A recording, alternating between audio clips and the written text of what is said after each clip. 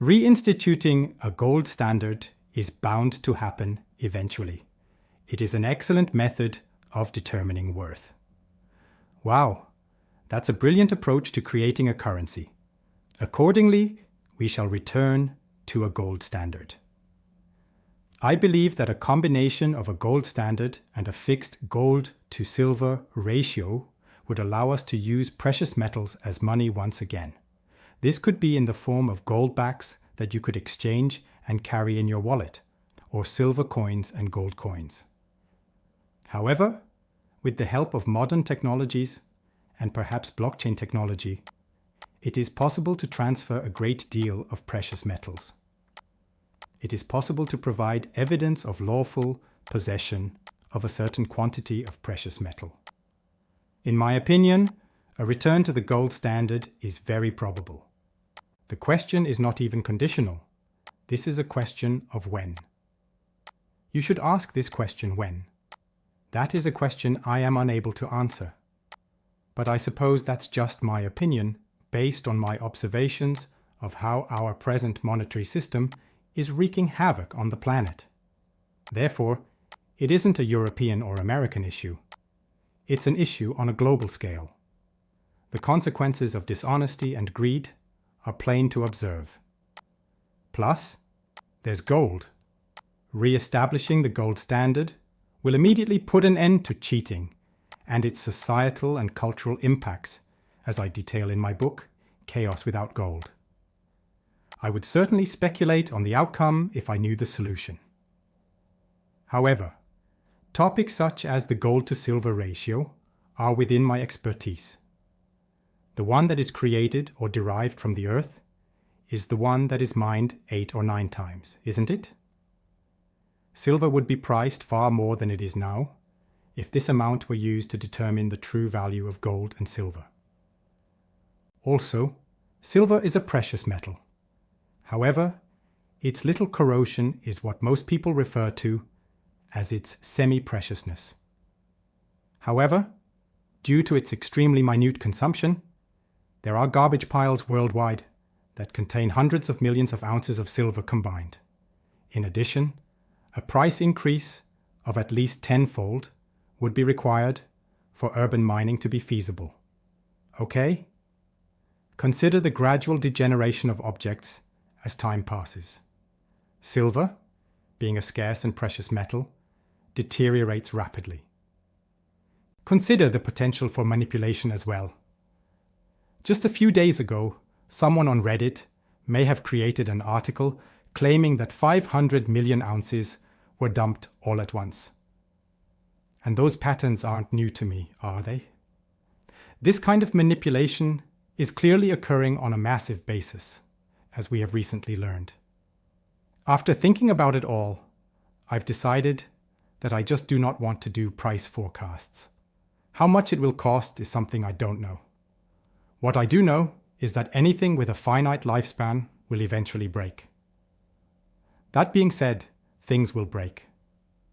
So, when it breaks, stock up on silver because everyone will want some. And then you can go back to bragging about how valuable it is. It is so valuable that everyone should carry it in their wallet. The situation is identical with gold. Since there is only approximately 1 gold bar for every 100 pieces of gold paper, there will be a mad dash to lawfully acquire gold if an exchange-traded fund, ETF, crashes due to its gold content or derivative status. Once you've accomplished that, people will gladly donate any amount you request. The funds will be ruined as a result. In my opinion, it is essential to have 100% coverage. A bank must be able to prove its claims, such as the presence of 100 ounces of gold. In my opinion, here is where modern technology truly excels, as it eliminates the need to depend on an inspector who visits annually to make an approximate count.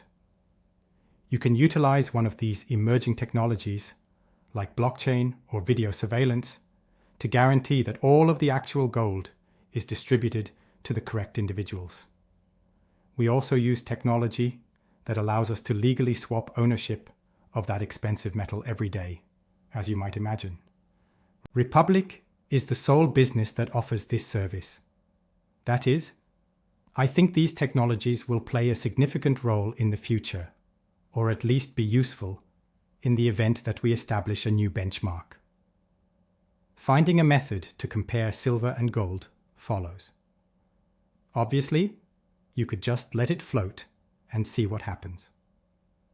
On the other hand, we are aware that the now to 90 ratio is completely unreasonable. It is more accurate to use a 1,500-year average of 1 in 15 or 1 in 25 as a rough estimate of gold's value in relation to silver.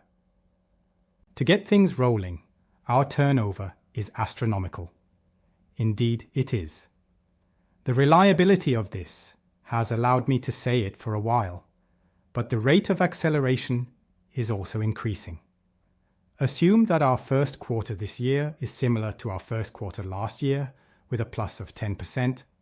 So, if we maintain this rate of acceleration, our turnover will increase by 25, 30, or even 40% by year's end.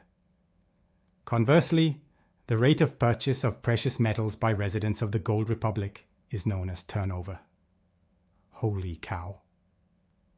The present financial system is clearly failing, and as a result, people are losing faith in it.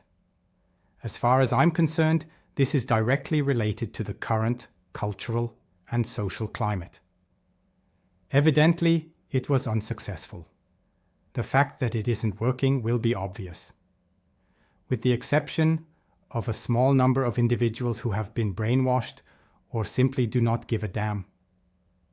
Seeing that would be too much for them. People are taking action because everyone can see what's happening. Gold, silver, and platinum have all been purchased by them in the past 2 or 3 months. A large number of individuals have also invested in silver, as is evident.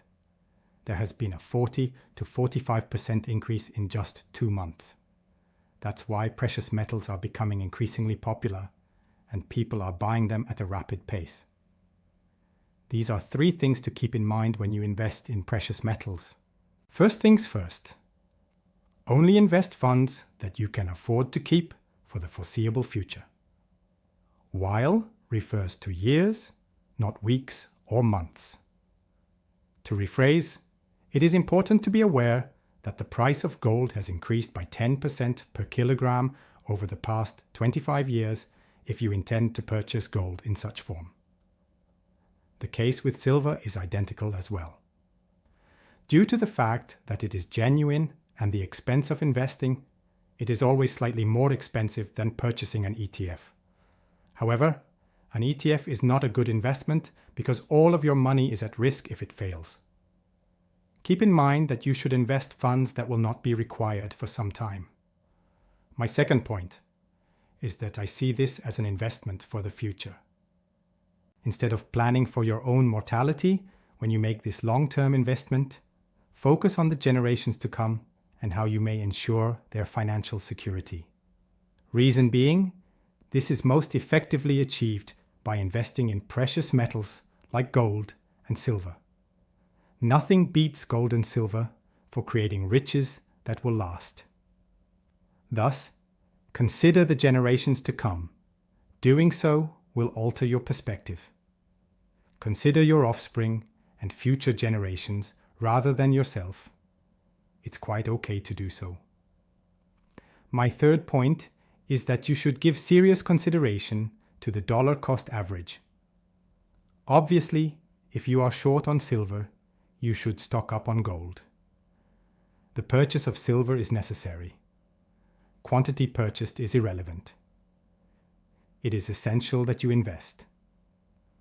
I often tell people that if they don't have gold, it's not going to matter if it's 100,000 kilograms or $10,000 per ounce. You ought to still purchase a few. The next step is to immediately invest 10% of your available assets in precious metal by purchasing it. Establish a dollar cost average for the remaining 90%. Additionally, disregard the monetary amount. Remember to use units such as grams, ounces, kilograms, and pounds. Don't even bother trying to put a price on my precious metal in a currency that will be worthless in an instant. So, in my opinion, those are 3 approaches to arrange your investment. Think carefully about your investment. Thirdly, you should be aware of that beforehand. Verify the legitimacy of the company and your expertise before utilizing Old Republic. After all, getting gold shouldn't be hard, would it? It's honest and straightforward. I can explain it to a 3-year-old. Just as with gold, you need to know exactly what you're getting into with silver, or you'll end up broke.